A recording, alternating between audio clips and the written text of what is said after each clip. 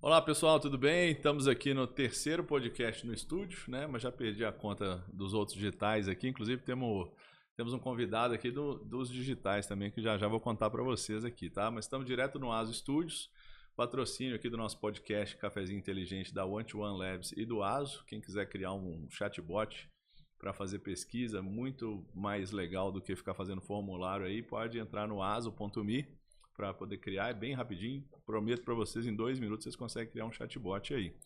E hoje eu estou com o Alexandre Klepper, que virou nosso co-host desde o segundo episódio, né? Está aqui com a gente.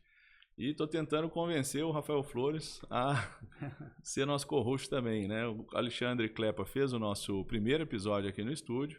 O Rafael já foi o primeiro episódio, né? Então estamos com pioneiros aqui. Foi o nosso primeiro episódio digital, direto no Instagram, né? Foi uma live que a gente fez no Instagram, foi muito legal. O Rafa já tem mais de 20 anos de experiência em vendas. O Ale tá novo, né? Não tem mais de 20 anos de vida. Né? E a gente vai bater um papo aqui sobre como ter alta performance em vendas, né? A gente vai falar de vendas, produtos, pesquisa, marketing e tudo para a gente ter alta performance em venda. Porque não adianta ter produto ruim para vender, pode ser o melhor vendedor do mundo, não vende, né? Então, igual a gente viu na conversa anterior aí com o Bruno veio aqui falar sobre como que vende McLaren. Olha que loucura, né? Um puta de um produto, né? Um espetáculo de um produto. Vão ter que cortar esse palavrão que eu falei. Acho que não, né? Não, pode deixar. Não, então vamos deixar. E quem tá assistindo agora tem que fazer o quê, Ale? Cara, se tu tá seguindo a gente agora, a gente tem falado bastante sobre vendas. Tu tem que curtir, comentar e compartilhar com teus amigos vendedores, ou com quem não é vendedor também, que tá querendo entrar, ou se interessa por isso ou não. Porque, Renato, sabe o que acontece se a pessoa não curte, não compartilha, não comenta? O que acontece, cara? As próximas 10 propostas comerciais, a resposta vai ser: eu vou ver e te aviso. Mas só 10? As próximas 10 com o teu ticket mais alto. Os próximos 10 meses, né?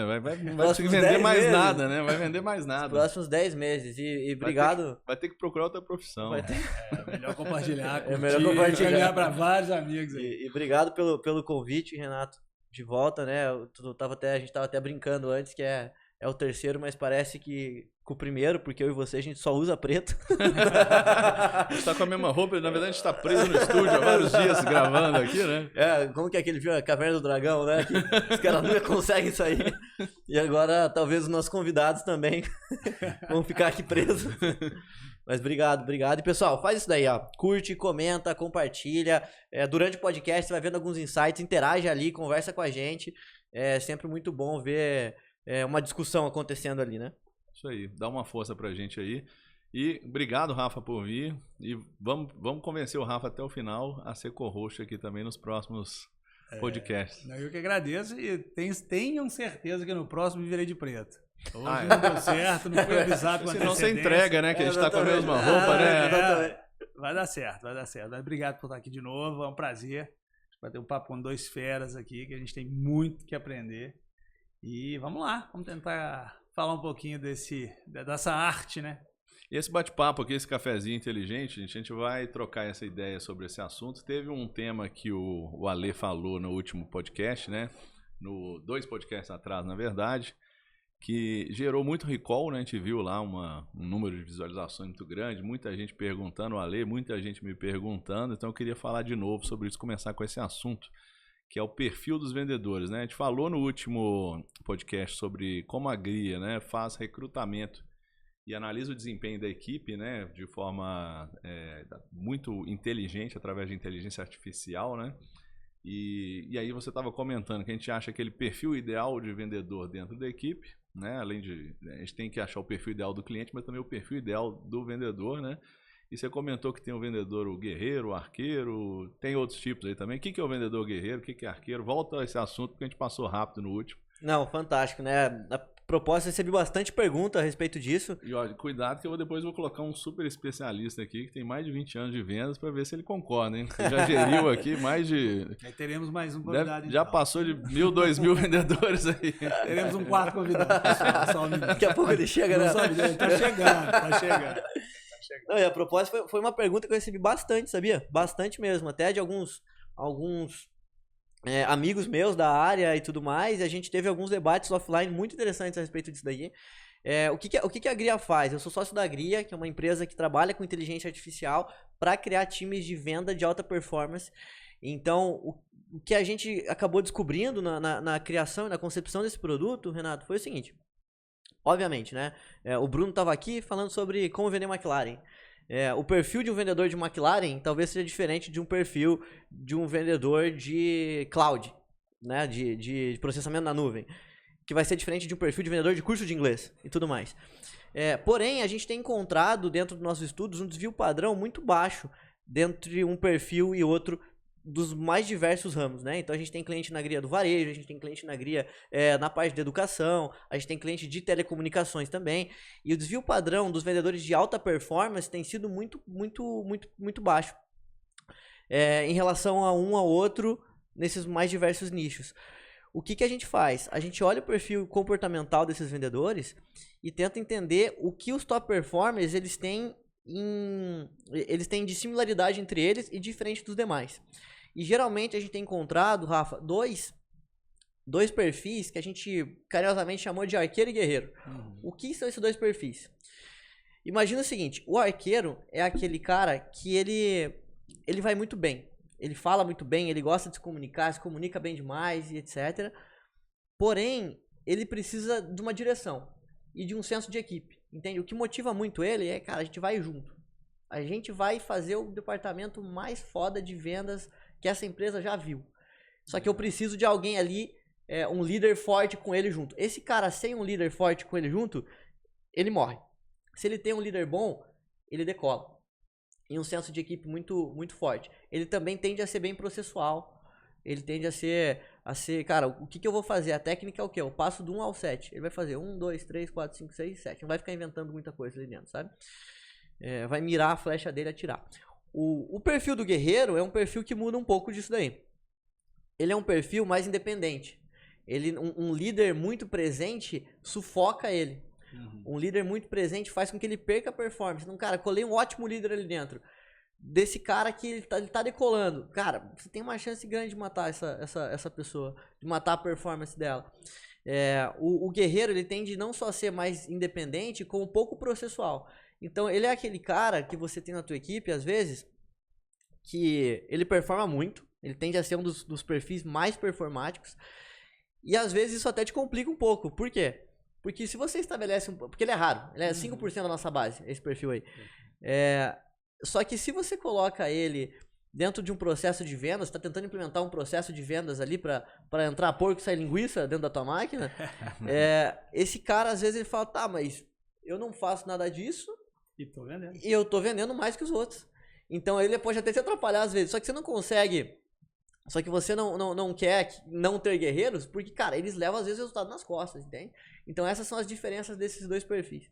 Legal. Faz sentido pra você? Você tem visto algo coerente? Total. Acho que a grande lógica nisso tudo, né? A grande importância nisso tudo, acho que são duas coisas. Primeiro é a gente conseguir, de uma maneira antecipada, já identificar esses perfis dentro das nossas equipes, né? Porque você realmente vai ter. E vai ter outros perfis também que não deveriam nem estar ali, que você precisa também corrigir e fazer um ajuste, senão você desmotiva um time inteiro.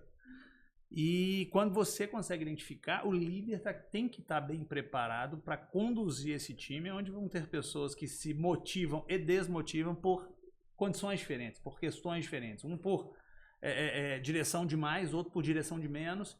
E isso, a liderança hoje, ela precisa estar muito atenta a isso e conseguir identificar esse perfil dentro das suas equipes.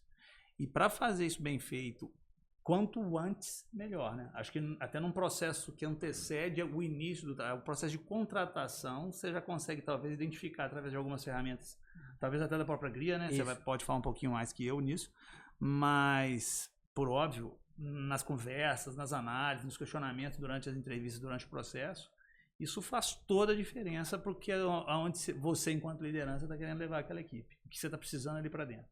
Acho que ter esse equilíbrio aí dentro do time é super importante. Hoje, Rafa, assim, só para o pessoal ficar na mesma página, eu queria saber quantos vendedores já passaram pela tua gestão nesses 20 anos, você acha? Mais de 100, com certeza. Mais de 100? em equipes diferentes, em empresas diferentes, em modelos diferentes. E a gente enxergava muito bem isso aí dentro das equipes. E quando a gente tinha em espécie alguma baixa de volume de venda, de meta, de atingimento, a gente começava a identificar qual que era o motivo pelo qual aquilo estava acontecendo, e muitas das vezes era isso, a pessoa começou a desmotivar até por uma liderança colada nela de uma maneira diferente, de uma maneira não direcionada, de uma maneira que sufocava ou deixava de dar alguma direção, algum apoio que ela precisava.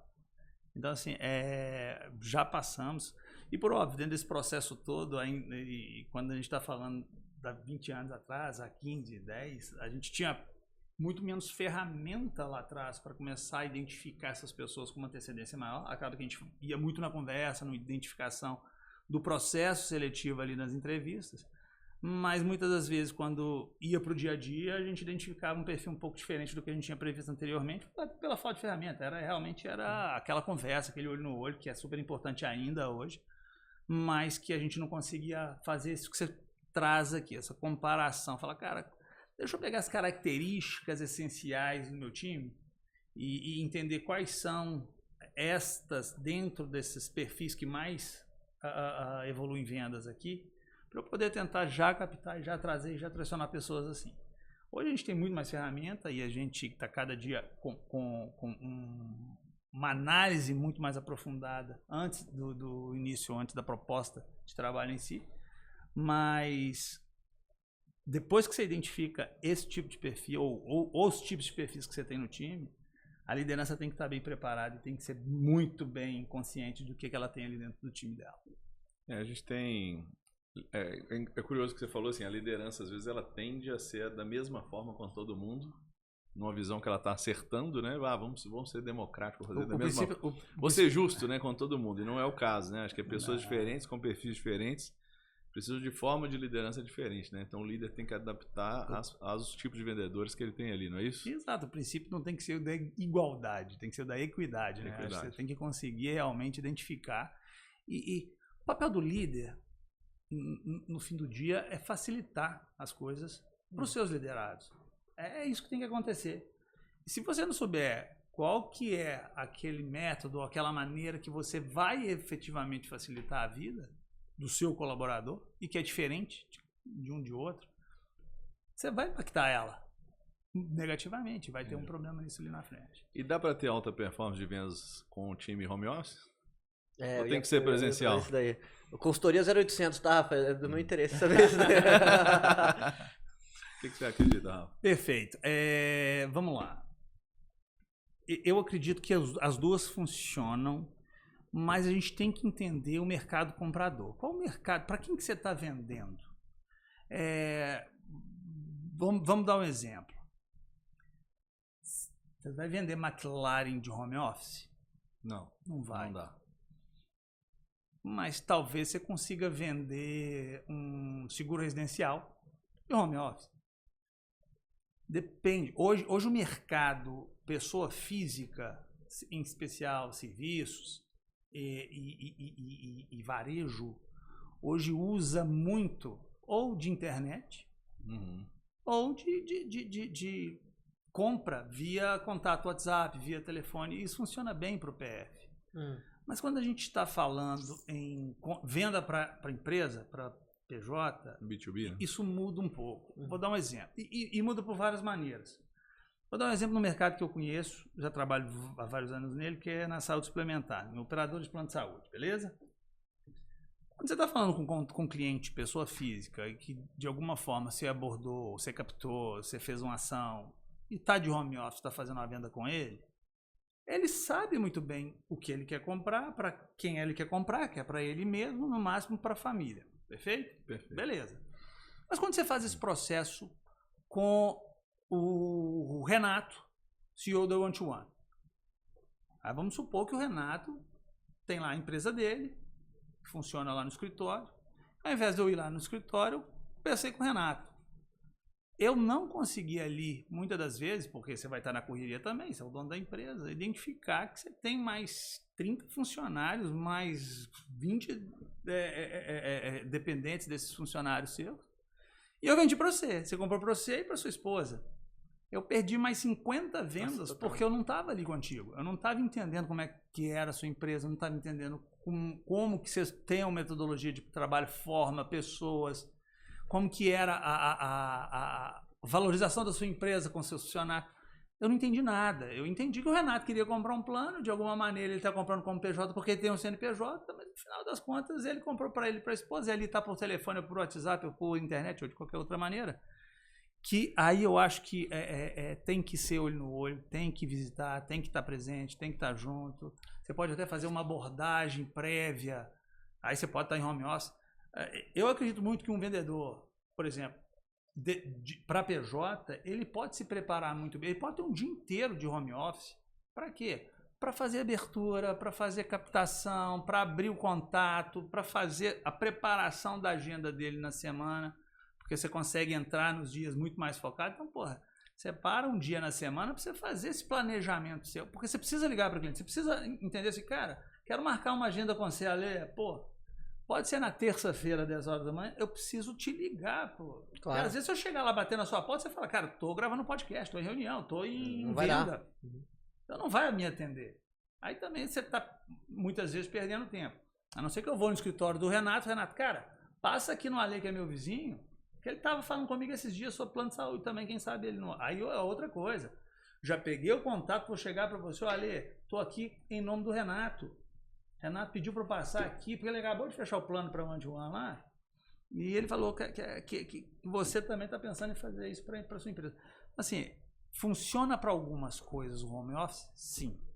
E alguns tipos de vendas? Sim. Isso é o que eu entendo. Mas para outros, o tá presente, o tá junto, o tá próximo, você consegue entender muito melhor, você consegue enxergar muito melhor e consegue fazer efetivamente uma venda consultiva, né? Você consegue gerar muito mais receita, riqueza e solução para todo mundo. Mas tem um caso que você falou que é interessante também, né? Ele também não é tudo presencial, tudo home office, né? Ele pode também fazer online em certos momentos com o cliente, outros momentos visitar.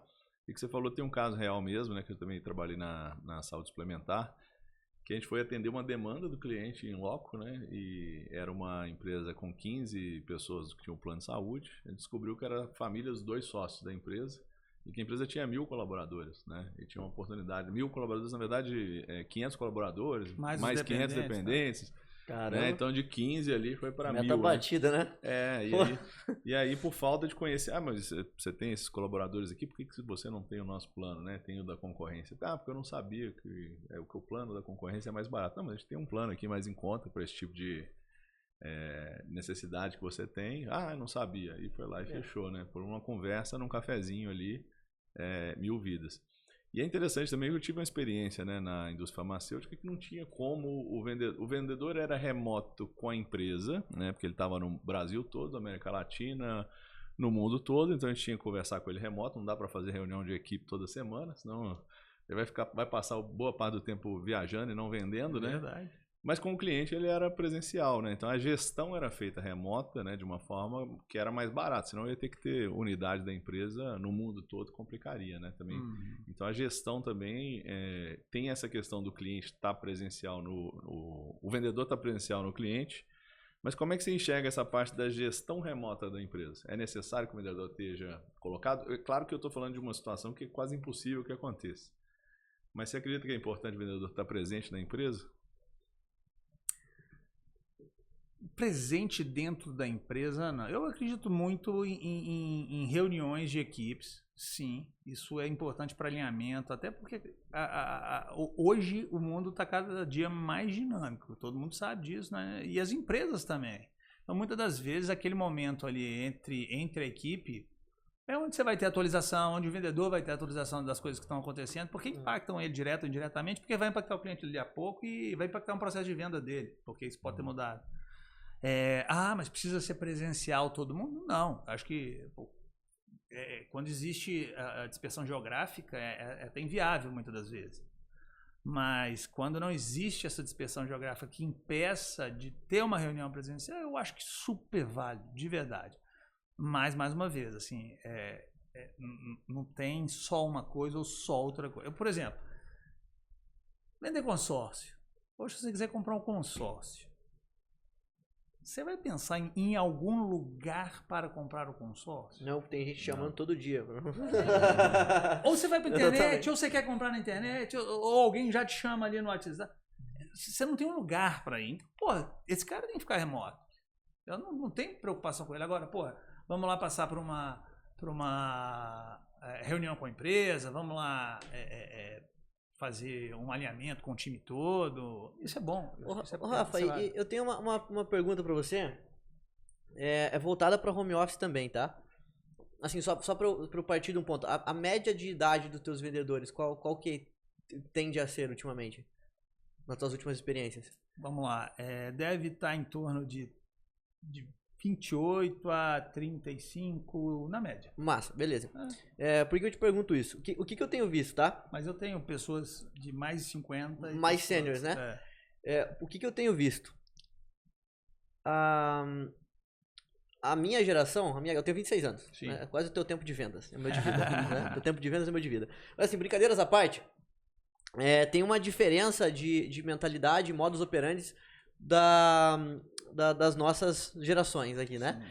E eu tenho visto que a minha galera gosta muito de ficar em casa, sabe? O home office e tudo mais. Eu entro no LinkedIn, dias eu tava pesquisando a respeito, e tinha muita gente, cara, massacrando uma empresa que não queria que eles ficassem 100% no home office. E aí descendo a lenha e tudo mais. O que eu tenho visto em questão de vendas, eu quero saber a tua opinião. Eu acho que pra galera mais júnior, o pessoal que tá entrando agora, por exemplo, tu fez um comentário a respeito de aquele vendedor que ele prospecta e fecha também, né? Ele pode ter um dia inteiro prospectando na casa dele e agendando reuniões e tudo mais. Mas tu não acha que você acaba, para essa galera mais júnior, tu acaba prolongando um pouco o tempo de rampagem delas por elas não estarem próximas de uma pessoa mais sênior? Eu sinto que tem uma perda bastante significativa na questão de aprendizagem no home office. Te digo por que eu falo isso. A gente se conheceu tem pouco tempo, mas eu vim do mercado de tecnologia, então eu fui para a Europa, fiquei um tempo lá, trabalhando com engenharia mecatrônica, fazia prótese e tudo mais. Chegou um momento que eu quis empreender, eu tive que aprender a vender, eu tinha 22 anos, eu comecei ali, e era home office, cara. A gente tava ali, pandemia e tudo mais, ficava em casa. Eu tive uma curva de aprendizagem rápida porque a empresa que eu trabalhava, ela proporcionava alguns momentos onde eu podia ver outras pessoas matriculando. Eu vendia curso de inglês. Legal. Ver outras pessoas matriculando e eu podia ir ali assistir. Eles promoveram vários vídeos na época. Eu falei, cara, quer aprender? Assiste isso daqui. E aí eu fiquei pensando, se não tivesse isso, a minha curva de aprendizagem ia ser maior. E outra coisa, às vezes a gente não tem a maturidade de agenda para, cara, agora eu prospecto, agora eu faço isso aqui. E precisa de alguém ali próximo nesse começo da tua carreira em vendas. Você não acha que o home office ele acaba dificultando um pouco, aumentando um pouco o tempo de rampagem de vendedores mais júniores? Acho totalmente. Só que a grande questão é a seguinte.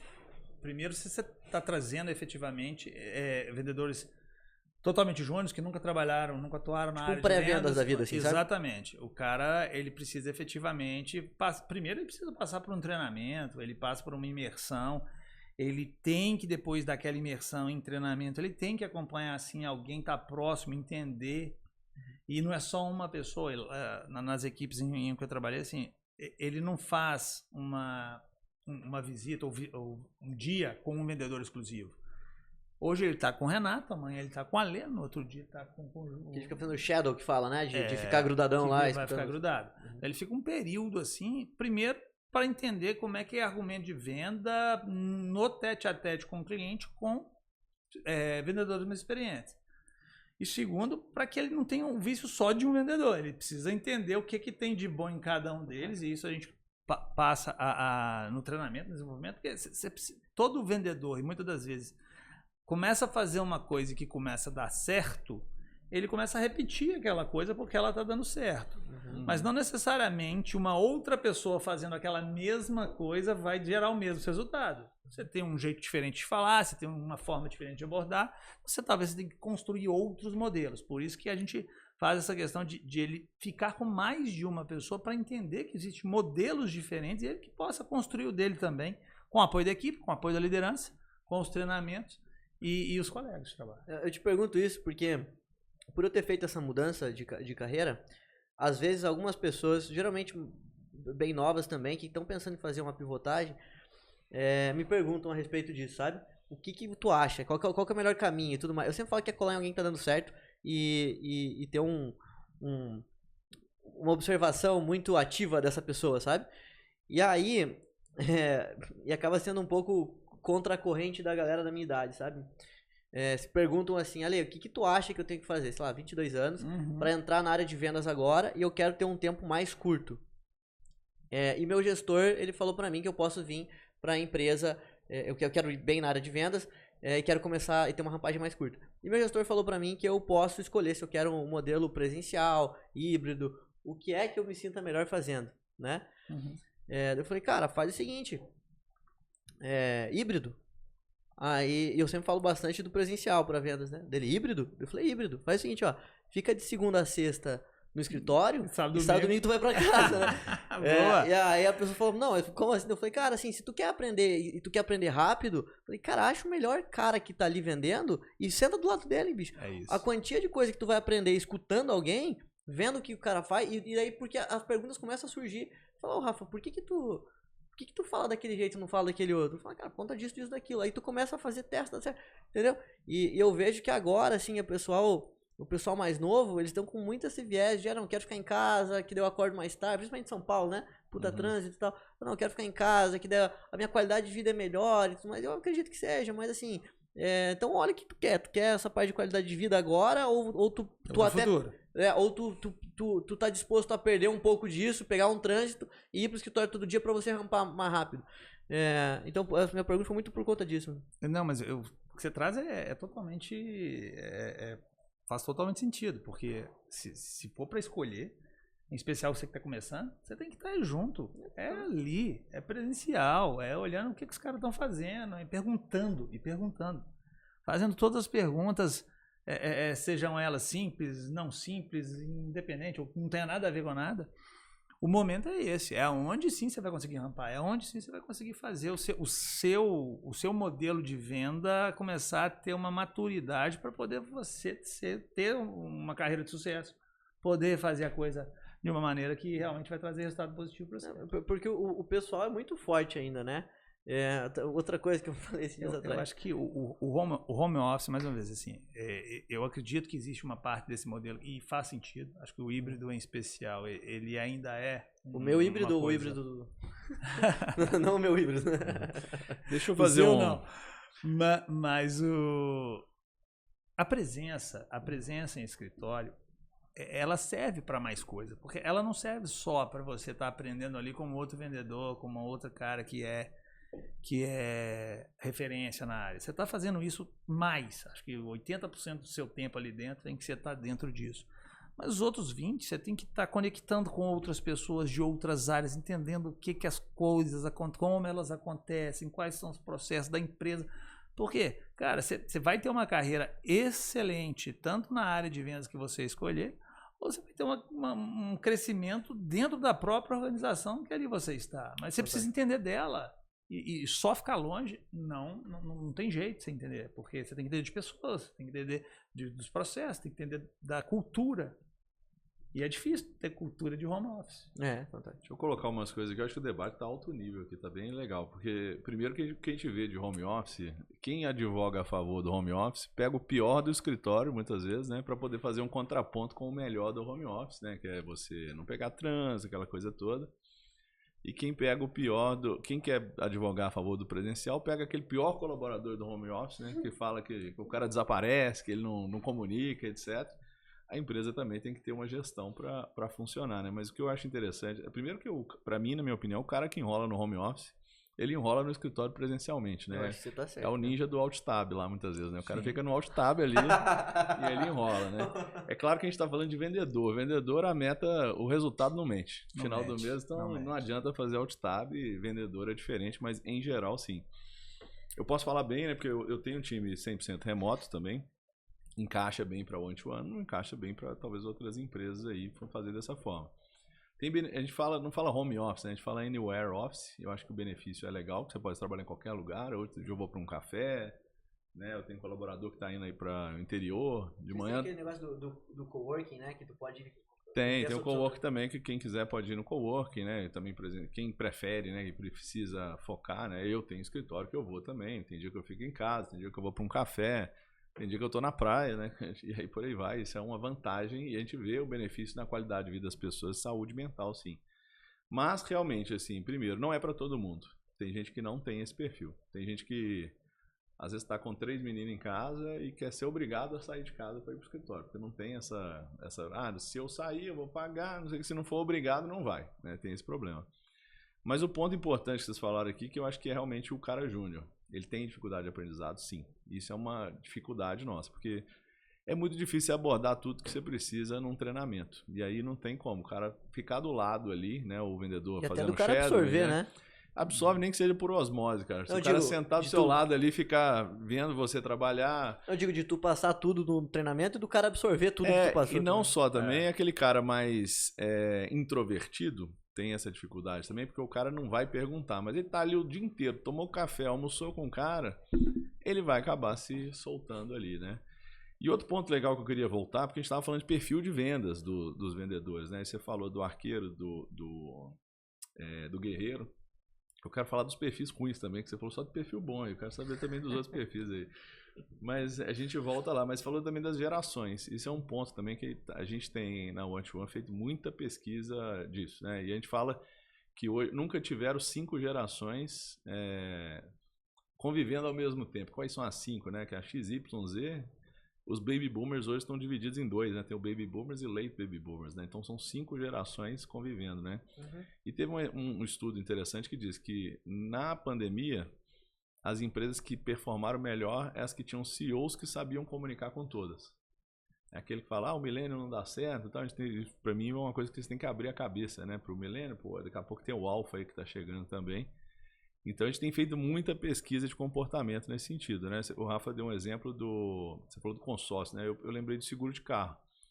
Eu já chego pro meu corretor lá e falo com ele, eu quero o seguro que tem vistoria digital. Eu não quero receber ninguém aqui, eu quero fazer minha vistoria digital do carro. Você tira as fotos e ali já foi. Quase todos são, mas tem alguns que não são ainda, né? Então isso eu acho interessante também, essa questão das gerações, não só para a gente poder fazer uma pesquisa e entender o cliente, para a gente poder subsidiar a comunicação, a forma de venda. Tem o cara que talvez queira comprar online, tem o cara que quer comprar, dependendo do produto, claro. Mas também leva em consideração os perfis, né, do vendedor em si. O vendedor ele tem uma geração e o cliente tem uma geração também, né? E como é que a gente administra isso? Como é que vocês acham que como é que a gente consegue fazer que o vendedor converse com todas as gerações? Você que teve várias pessoas aí, Rafa, de várias idades, como é que você vê isso? Ô Renato, o vendedor, acho que até no processo de identificação de um vendedor, já é uma pessoa que ela tem uma facilidade um pouco maior de socialização. Então, ela não pode ser uma pessoa que só consegue conversar em gíria, ela não pode ser uma pessoa que só consegue conversar no old school. Ela já tem uma forma de conversar diferentemente com diferentes pessoas. Eu acho que você precisa acertar na contratação, de verdade, porque às vezes você querer que uma pessoa tímida seja seu vendedor que vai ser alta performance lá, ele não vai ter essa condição, porque às vezes ele vai conversar com o CEO, ele já não consegue, mas se ele conversar com o assistente, ele vai conversar de boa, tranquilo, com a gíria, os dois, ok. Mas ele vai precisar vender para o CEO, para outro diretor de RH da empresa, ele não vai conseguir ter ali a conexão que ele precisa fazer, porque o cara é mais velho, está numa outra forma de falar e tal. Eu acho que a gente precisa identificar, e se der para desenvolver alguma coisa nessa linha, você tem que buscar até através de feedback. Não, vem cá, vamos entender o que a gente pode fazer para te ajudar, da curso de oratória. Tem muita coisa também que a gente pode fazer por nós mesmos, né? Acho que o vendedor também ele tem que fazer coisas por ele para poder se desenvolver nisso. Mas com relação a essa geração, então nós temos vendedores de uma geração com compradores de outra, mas por óbvio, a sabedoria da comunicação, ela tem que estar no vendedor. Ele tem que identificar qual que é o melhor caminho, né, de eu realmente construir uma relação de confiança contigo. Porque venda é relação de confiança. Não sei aquelas vendas de bate-pronto e tal, que a gente faz pela internet, pelo site. Venda de impacto, assim, né? Vendas mais consultivas, vendas, né? consultivas, vendas de alto valor, vendas de volume financeiro grande. você tem que gerar uma construção. E para isso você tem que ter uma empatia, você tem que entender a forma que você consegue conversar e chegar naquela pessoa. Então, assim, por óbvio, muitas vezes, dentro de uma cadeia de venda, dentro de uma estrutura de venda, você tem vendedores júnior, vendedores plenos, vendedores sêniores, que você vai dedicar algumas empresas, ou tamanho de empresa, ou porte de negócio, porte de contrato, para quem tem uma senioridade maior, porque esse cara vai entrar e vai se desenvolver. A gente quer que aconteça isso, que ele se desenvolva para chegar naquela posição de sênior daqui a uns anos. Mas primeiro, ele tem que conversar com mini mercado, com feira, ele começa com a pequena e microempresa e depois ele vai construindo a carreira dele até chegar numa mega indústria, numa empresa de grande valor de mercado. Então, assim, tem que ter um processo de construção. Não adianta, porque aí a responsabilidade também é da liderança, tá, Renato? Porque se você pega uma pessoa que está toda animada, é um cara, é um guerreiro, identificamos, um cara novo, mas que tem todo o potencial. Aí você pega, esse cara é bom demais, o cara fez 3 vendas aqui para mim em 3 dias. Aí dá a ele uma grande empresa, uma grande conta para ele trabalhar. Ele não vai ter o preparo, não é sobre o produto, não é sobre o preço, não é sobre a negociação, é sobre a forma de conectar com aquele público. Aí você vai frustrar ele.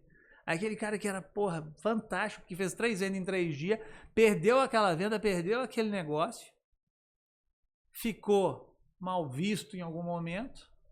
A relação da sua empresa com aquela empresa que você estava prospectando, você vai ter que reconstruir, porque ali. E não foi por culpa do vendedor. A gente não preparou ele para estar ali. Então tem que ter uma escada. Tem que ter uma construção dentro da linha de profissionais de venda.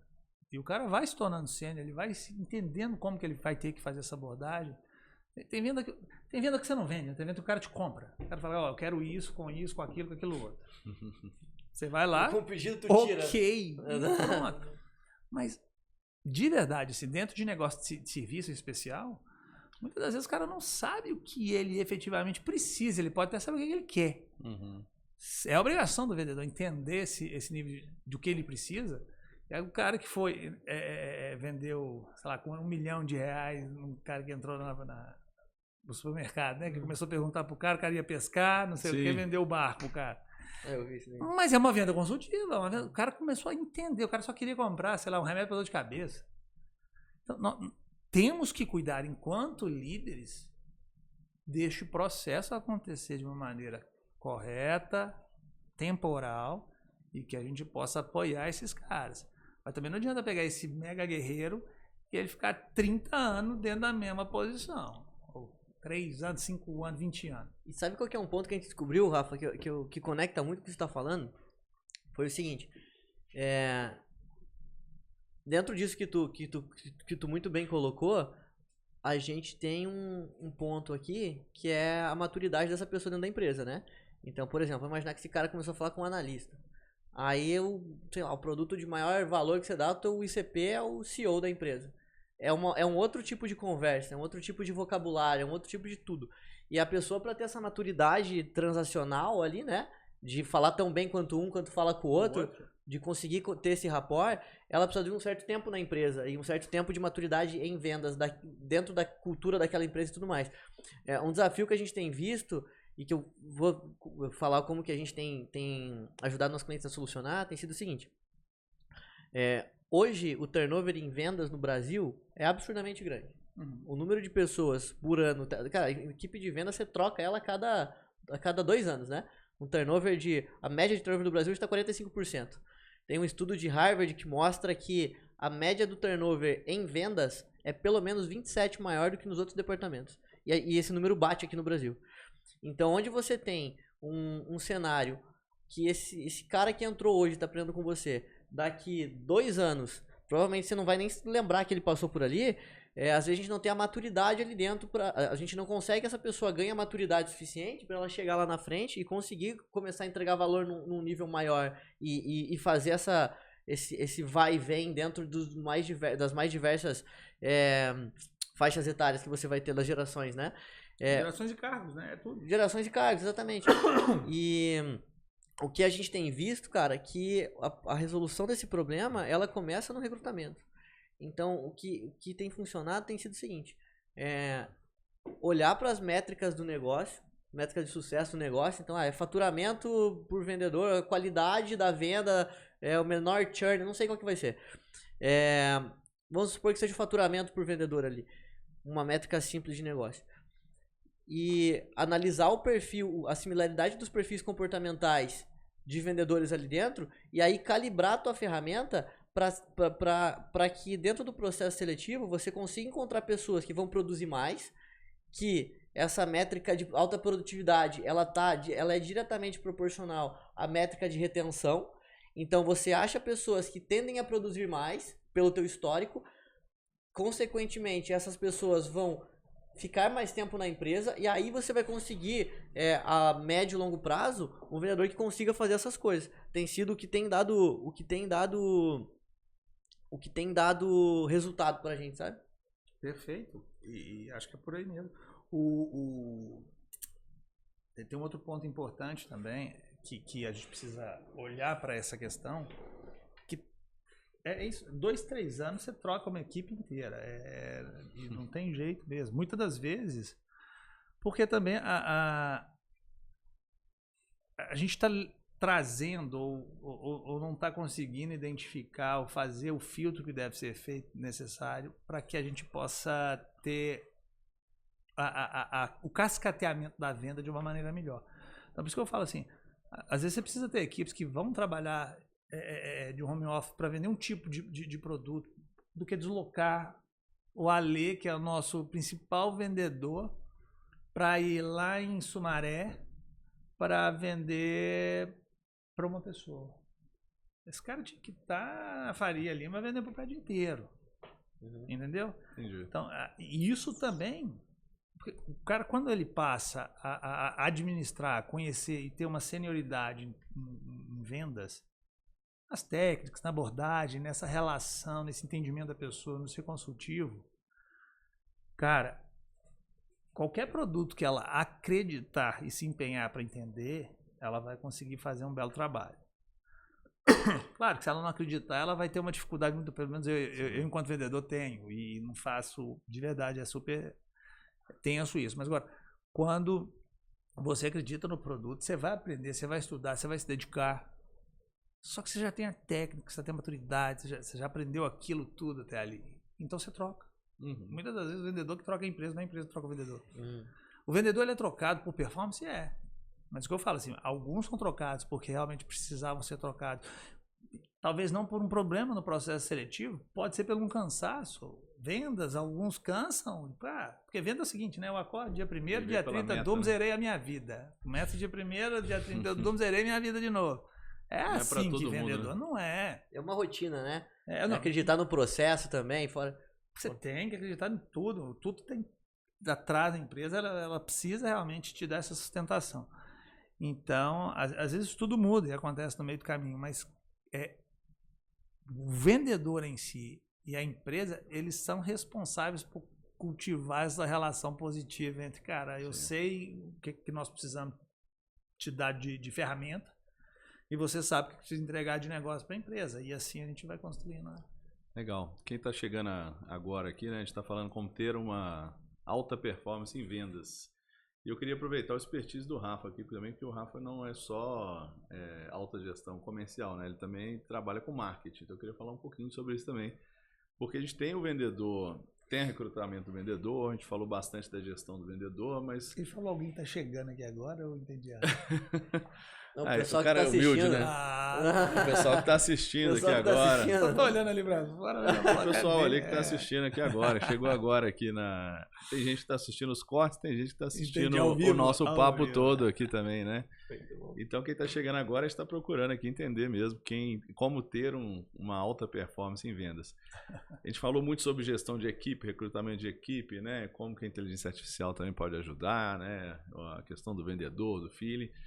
Tem alguns clientes que me procuram também na One-to-One para poder falar, eu quero ter alta performance em vendas, como é que eu aumento minhas vendas, mas às vezes não pensou ali se o produto está com market fit legal, né? Está adequado, o quanto que a marca está contribuindo, não tem às vezes um conhecimento do cliente, né? Tá querendo ali forçar um pouco a venda, mas talvez precisa ali um pouco mais de marketing. Eu queria te perguntar assim, Rafa, como que o marketing pode ajudar a aumentar, né? Como que o marketing pode ajudar a ter alta performance em vendas também?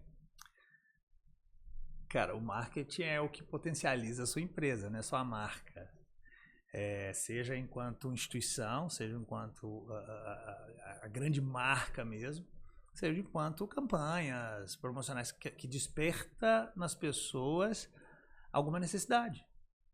Então, isto é uma grande ferramenta que a empresa precisa ter e investir e direcionar recursos para que o vendedor possa continuar fazendo o trabalho em campo e trazendo mais clientes. Porque não adianta, quando a empresa para ou diminui muito o investimento em marketing, o vendedor vai ter mais dificuldade para relembrar as pessoas. Vem cá, deixa eu te explicar aqui, eu sou a empresa tal, eu estou aqui, sou grande. Você tem que ter um espaço de conversa ainda muito maior e a pessoa tem que estar disposta a te entender e te ouvir. Porque, dependendo do produto, as pessoas não vão olhar só preço. Elas não vão querer pensar só em preço. Em especial quando é serviço, né? Quando você precisa de muito mais do que pegar no negócio e ver se está funcionando, se está ligando, se está desligando. Então, precisa sim investir muito nisso, mas investir correto, sabe, Renato? Acho que a gente tem o mercado tem um desperdício muito grande de recurso que muitas vezes eu não impacto o cliente, eu não trago, eu não cativo, eu não fortaleço marca. Eu às vezes até faço o contrário, dependendo de como você posta, como você coloca a sua imagem ali dentro, como você faz uma campanha para a rua. Então tem que ter um olhar ainda mais forte para isso. Acho que transformar a empresa numa marca reconhecida, numa marca valiosa, numa marca que as pessoas que bater o olho sabem do que nós estamos falando, é fundamental. E isso é o que vai suportar a abertura do mercado aos vendedores daquela empresa. Não tenha dúvida. Brand é aquilo que o vendedor não precisa falar, né? Já conhece antes, né? Já está pré-vendido ali, né? Agora, precisamos identificar quais são os gaps que ainda existem dentro do mercado que você atua, enquanto empresa, em relação à sua marca. Hoje, dificilmente, tirando Correios, acho que tem poucas empresas que são exclusivas em seus segmentos.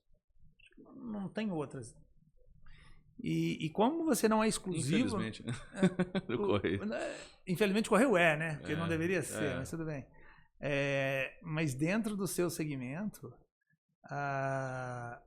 você precisa se diferenciar.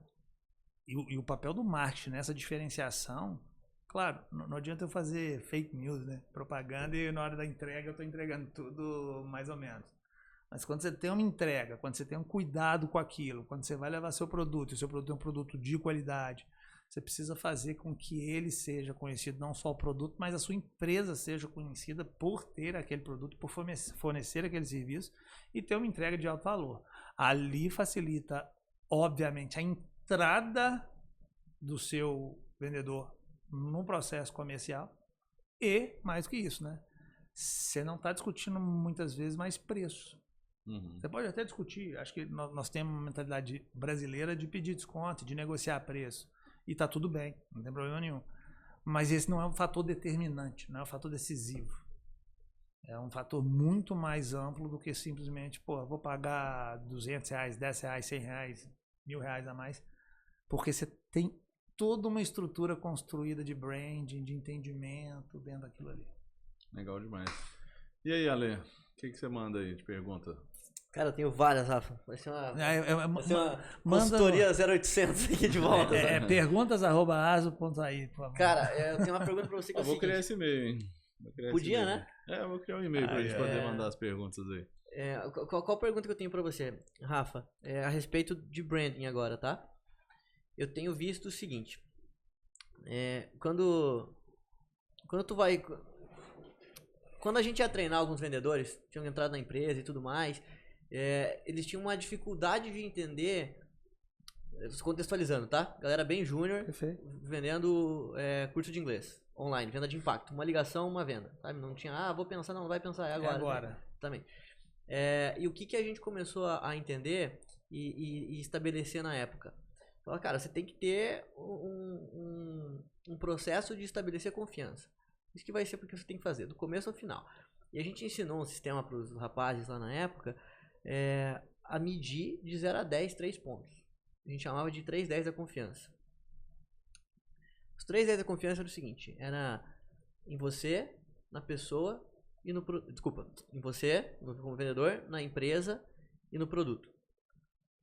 Vendedor, empresa e produto, né? E isso o tempo todo. Então, assim, basicamente, a parte da empresa é muito isso que tu falou, é o branding, né? Então, Sem por dúvida. exemplo, se eu tô vendendo, sei lá, posso falar as marcas aqui, né? Eu estou vendendo Unimed, cara, já tem um baita nome por trás de mim, negócio que me sustenta, né? Sem dúvida.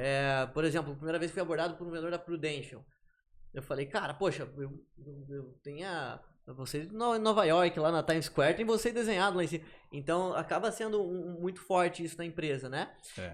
Aí no vendedor, acaba sendo o processo de rapport que ele tem ali com você. Se a pessoa é boa de estabelecer isso, de se conectar contigo e tudo mais. Senão ele tem que evangelizar o cara, né? Tem Senão que ele ensinar tudo que a empresa faz desde o início, quem eu sou, de onde foi. Exatamente. E aí não dá tempo de vender às vezes, né? E, por exemplo, quando você tá... E do produto, de fato, conectar com a dor do cara. Não ficar vendendo produto, mas vender a solução para aquilo lá. Agora, minha pergunta para você é o seguinte. Imagina que aqui a gente tá conversando com o pessoal. A maioria do pessoal que eu converso, que me segue ali pelo menos, ou tá entrando nessa parte de startup, né? Perfeito. E quando você está fazendo uma startup, por exemplo, cara, você não tem um brand, você não tem nem... Quando você está fazendo uma startup é o seguinte, pouca verba e muito sonho, né? Então você não tem esse recurso para você estabelecer isso e tudo mais. Que conselho que tu daria frente a isso que tu falou para a pessoa conseguir fazer um processo de vendas aonde o branding dela não tá tão estabelecido assim no mercado? Eu na minha opinião também, eu ainda não participei fortemente de um processo de startup, mas estarei aí, se Deus quiser. Mas eu acredito, dentro de startup, o que você tem que ter são... Primeiro você tem que resolver o problema, porque a startup só existe para isso, mas quando você resolve o problema de alguém grande, resolve o problema de algum cliente que vai te levar e vai te apresentar. Seu brand não vai ser a sua empresa naquele momento, mas vai ser o seguinte. Hã? Não, eu tô pensando aqui. Seu brand não vai ser sei lá, o nome da sua startup, mas vai ser, poxa, eu tenho aqui, ó, Petrobras é minha cliente, a gente ofereceu. Aí sim você começa a criar o seu brand por causa da sua parceira. Pega carona no brand do outro. Você tem que ser, cara, mas ali, é isso. É aí que você consegue nadar mais rápido. Colando ali onde tem o empresas grande grandes peixe. assinando embaixo ali da sua empresa. Exato. Né? Agora, se tem, obviamente, startup ela precisa caminhar por isso. Aí precisa ter apoio de todo mundo, né, cara? Das empresas clientes, dos parceiros, dos amigos, das comunidades. Tem muita comunidade de startup que, cara, pode se aliar uma com a outra, assim, porque, cara, eu tô vendendo aqui celular, você tá vendendo copo ou tá vendendo tablet. Vamos se unir, porque às vezes o cara precisa de copo, tablet e celular. A propósito, um ótimo lugar pra tu fazer isso hoje em dia é no Twitter, sabia? No X. Eu entrei esses dias atrás em literalmente uma comunidade de startups. Tu pode pesquisar em comunidades lá. E aí tem várias pessoas, cara, fazendo várias perguntas de Product Market Fit, perguntas de CP, perguntas de processo de vendas, de processos comerciais. E aí uma galera que já passou por aquilo conversando. Cara, eu vi uma troca absurdamente legal. Isso é fantástico, absurdamente legal. E gente do mundo todo fazendo isso. Então, pô, muito, muito alinhado com o que você tá falando. Então, Rafa, assim, pra galera que tá ouvindo, que tá assistindo, tu acha, então, pelo que eu tô entendendo, não tem como fazer sem um bom branding. E o bom branding pode ser teu, ou pode ser do cliente que tu resolve. Perfeito. E na verdade, na minha visão, eu nem me preocuparia com meu brand no início da minha startup. Eu preocuparia com encontrar aquele cliente que vai me carregar no colo para os outros 10, para os outros 20. Aí lá na frente eu vou ter marca.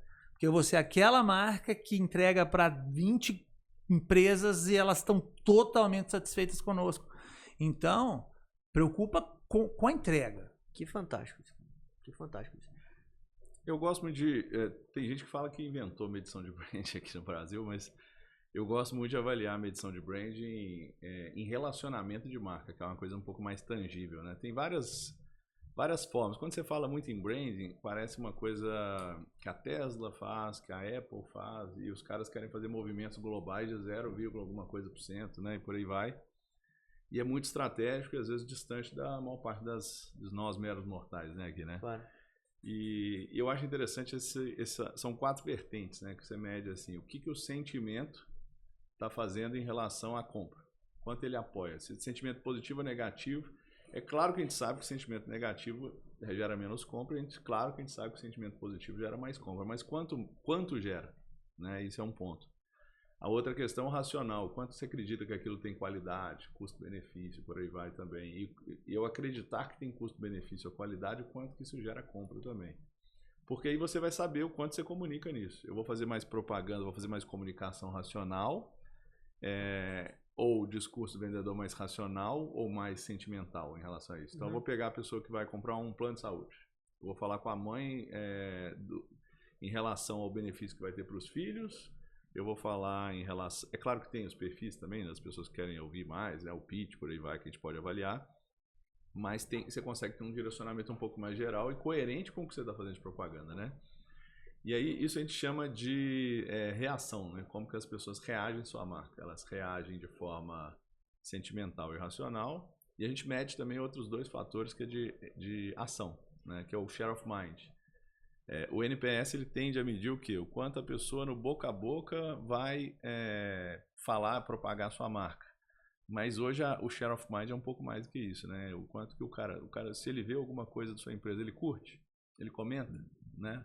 Nas redes sociais, ele se engaja, ele segue. Como chama, Renato? Desculpa. Share of mind. Share of mind. Isso, share of mind é a propagação, é o quanto que a pessoa, a parcela da mente dela que está ligada à sua empresa, né? O quanto ela pensa na sua empresa e aquilo ali gera engajamento. Hoje a One-to-One consegue... A gente consegue fazer medição disso, sim. É bem interessante. Inclusive, e também o share of wallet, né? Que share of wallet é diferente do market share, que é o quanto você tem uma parcela no mercado. Share of wallet pode ser medido fora de branding como quanto você está pagando, quanto você está disposto ali. Mas muitas vezes é a propensão de pagar preço premium, inclusive no seu produto.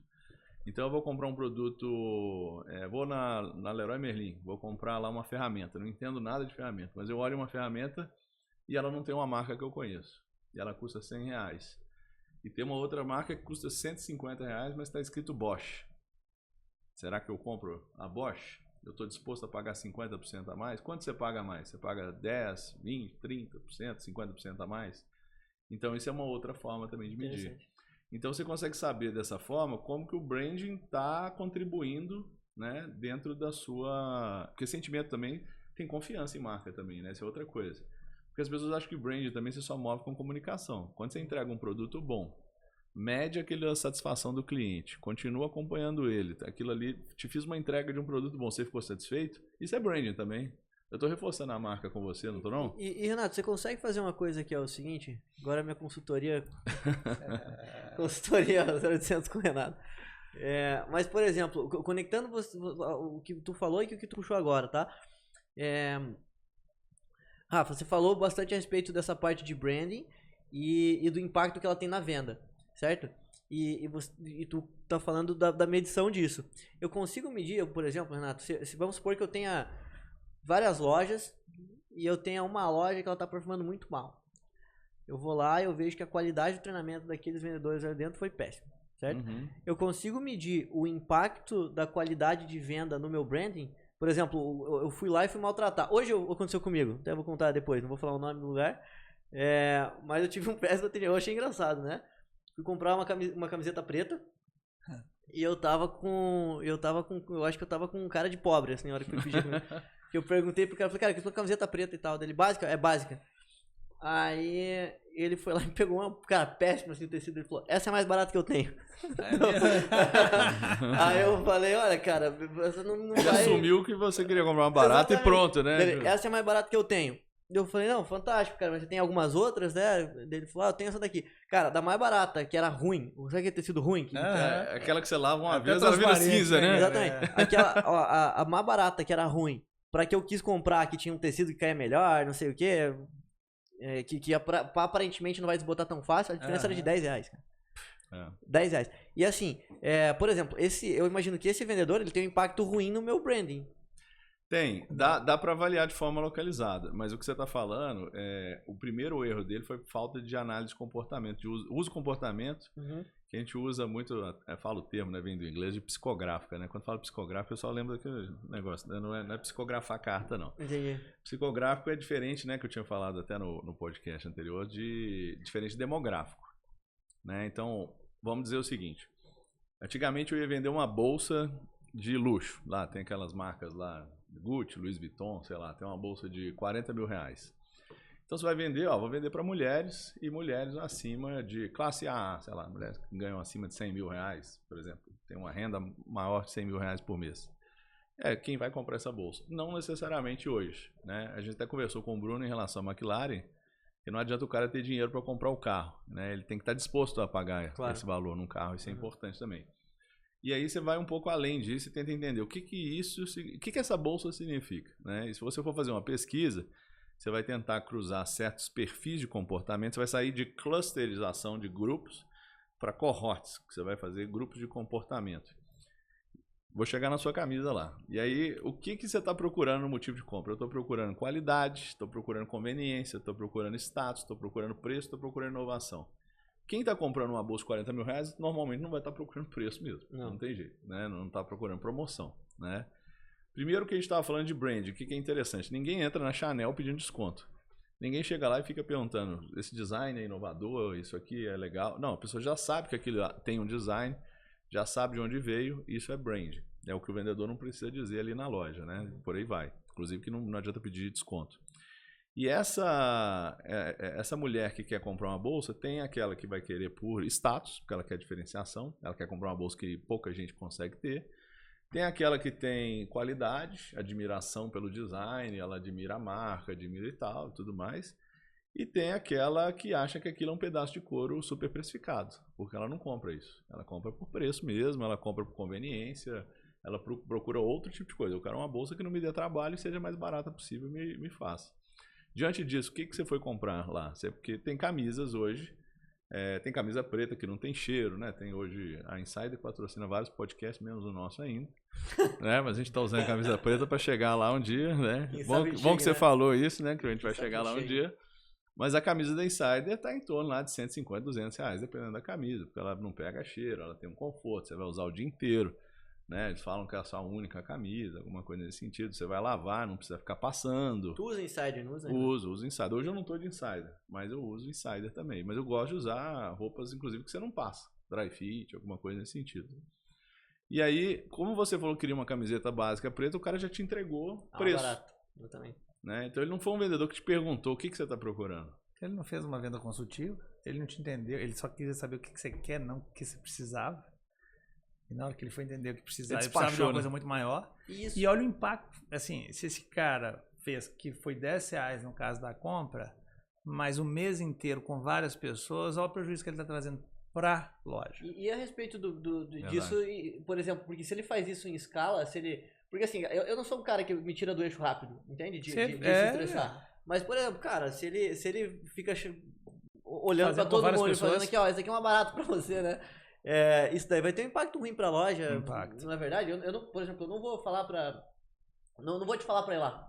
Tipo, se eu sei que tu é um cara que gosta de um tratamento melhor e etc, né? Qual que é o perfil desse vendedor? Ele não é o guerreiro nem o arqueiro, esse aí. Quem que ele é? Cara, ele é o sabotador de empresa. Demolidor de vendas. Cara, é o demolidor de vendas, né? Destrói a meta. Cara, ele era. Assim, ele não era nada comunicativo. Ele não era nada comunicativo. Ele não era nada analítico, sabe? Ele era... Tanto que ele, cara, tinha 2 modelos de camiseta. Cara conseguiu errar. Cara, 2 modelos de camiseta preta. Tinha 3 tamanhos para cada uma delas.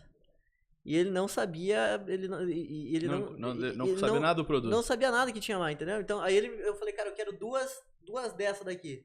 Aí ele me trouxe uma cagola redonda e uma cagola verde. Eu falei, cara, não tem nada analítico, sabe? Aí eu perguntando pra sair, eu falei, onde que eu te espero? Ele falou, vou ver no estoque, eu falei, onde que eu te espero? Aí ele se perdeu também, então, sabe? Podia ser um menino novo, que acabou de chegar, sabe? Era um guerreiro num dia ruim. Era um guerreiro num dia ruim, mas assim... É um guerreiro derrotado.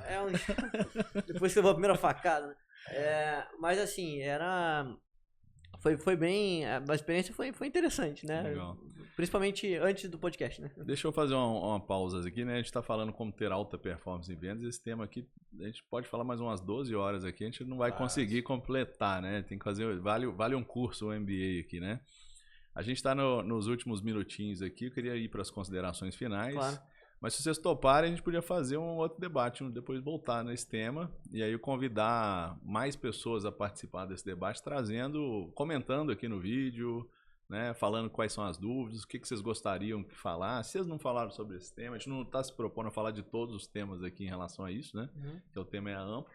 Mas se vocês tiverem perguntas aí, comenta, manda direct, manda e-mail, manda sinal de fumaça aí, pra gente poder abordar numa versão 2. Vocês topam uma versão 2 pra gente poder falar? Topa, Rafa. Top, claro, tô dentro. E aí, o que a gente pode finalizar aqui em relação ao que a gente falou, né? A gente falou de recrutamento, perfil de vendas, acompanhamento de equipe, liderança, falamos de branding, de comportamento consumidor. O que vocês gostariam de deixar de considerações finais? Cara, eu só dar uma resumida. Acho que o venda é o que movimenta o mundo, né? Você precisa estar gerando o mercado, então precisa estar vendendo. Então, assim, aquelas pessoas que estão do lado da liderança, de quem contrata, então tem que cuidar muito bem desse processo, tem que buscar uma forma bem legal disso acontecer.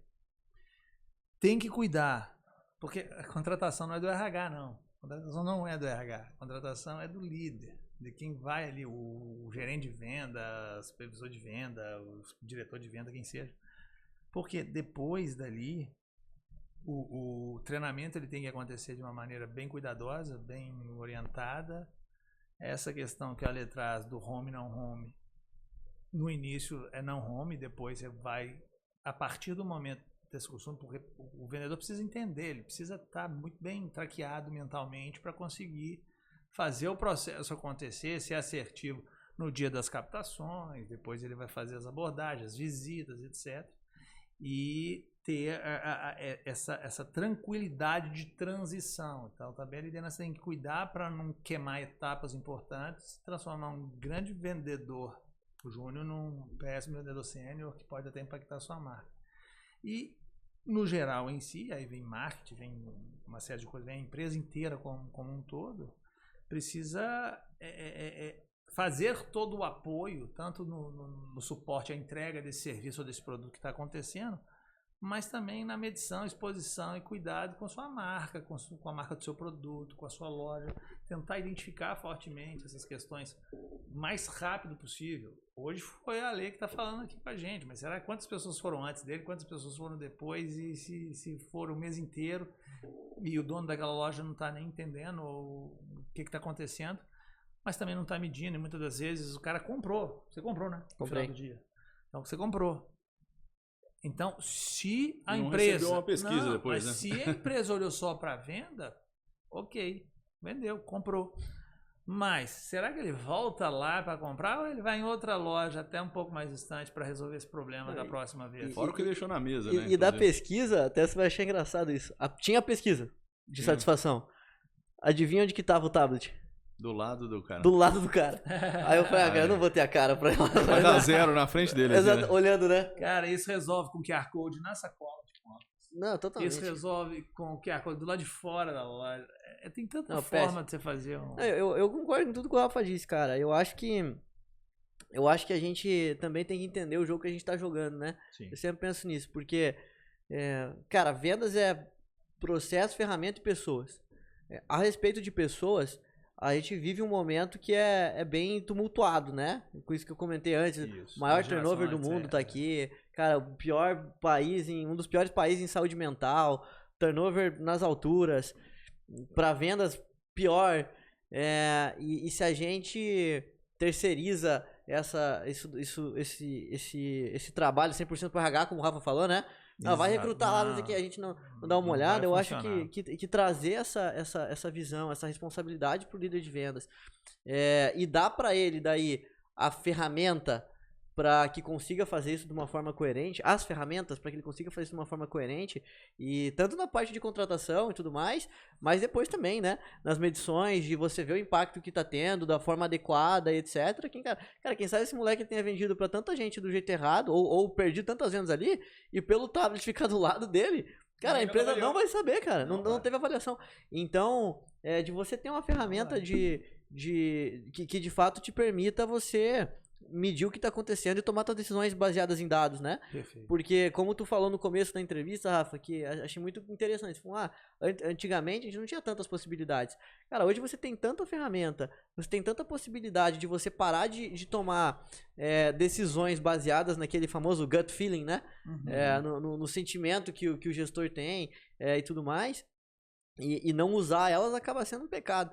Porque até quando a gente vai ficar colocando o coração da empresa no feeling de alguém? A gente tinha muito isso na Agri antes. Acontecia, a gente falava, cara, você quer a ferramenta para você usar aqui para contratação. Aí o cara falava, eu quero um vendedor que seja assim, assim, assim, porque quando eu era mais novo eu fazia isso e dava certo. Eu falava, cara, beleza, mas assim, o tempo mudou um pouco, né? É outro tempo. E outra, antes você vendia carro, agora você vende perfume, né? Talvez as coisas sejam um pouco diferentes. Então, olhar com uma visão voltada à tomada de decisão baseada em dados, eu acho que vai sempre ajudar muito no nortear o que a gente está fazendo. Ale, deixa eu só pegar esse gancho que você traz aqui, que eu acho muito importante. Eu disse que, obviamente, a obrigação da contratação não é do RH, hipótese nenhuma. E a gente falou essa questão da ferramenta, né? Mas o RH, ele é um fator super importante para trazer para o líder as pessoas mais adequadas dentro de um processo seletivo, e que normalmente processo seletivo em vendas dá muita gente. Venda, atendimento, são áreas que vêm muitas pessoas para participar. Então, quando existe uma ferramenta que a gente consiga que o RH consiga efetivamente entregar para o gestor profissionais que efetivamente estão mais aderentes ao que ele precisa para aquela posição, é bom para todo mundo. O RH ganhou tempo, o candidato ganhou tempo, a liderança ganhou tempo, a empresa ganhou tempo, começou a vender mais cedo. Olha que loucura. Bom para todo mundo. Só que muitas vezes a gente deixa de usar a ferramenta porque a gente ainda quer ter o feeling do negócio, aí a ferramenta não funciona muito bem. Ou porque atropela o processo, né? Ou as ferramentas são super, ultra, mega powers ajustadas para não passar ninguém. Aí não passa ninguém também. O povo brinca muito da GUP, né?